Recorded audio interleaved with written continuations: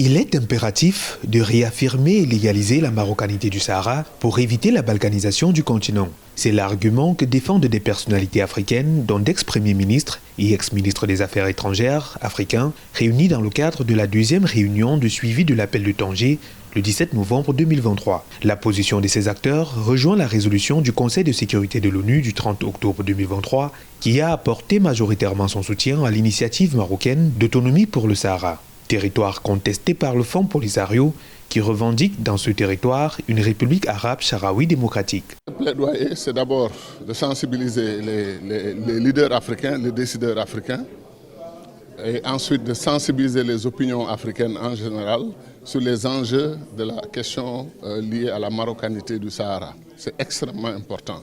Il faut respecter les peuples dans leurs particularités, dans leur culture, dans leur histoire, c'est vrai. Mais les ensembles que la nature ou l'histoire ou Dieu, les ensembles qui nous ont été donnés, il faut les préserver. Il faut dépasser cette solution qui consiste à découper l'Afrique, jusqu'à quand? La réunion, dont les membres sont passés de 16 à 24, a abouti sur un appel solennel pour expulser la République arabe sahraoui démocratique de l'Union africaine. Il s'agit, pour ces émissaires étatiques, réunis dans la ville nordique marocaine, Tanger, de témoigner de leur engagement à s'unir derrière la légitimité du Maroc sur le Sahara occidental et à accélérer la mise en œuvre de la déclaration de Tanger. Une feuille de route à l'intention des chefs d'État et de gouvernement a été produite pour plaider cette cause.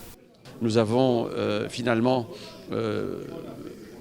fait un appel solennel pour que la pseudo-RASD soit effectivement expulsée de l'Union africaine. Ça y va de notre crédibilité, de notre organisation panafricaine. La déclaration de Tanger consacre notamment une nouvelle approche multidimensionnelle qui prend en considération l'importance de la relation entre la paix, la sécurité et le développement dans les stratégies et programmes d'instauration de la paix et de la sécurité et de lutte contre le terrorisme et l'extrémisme sur le continent africain.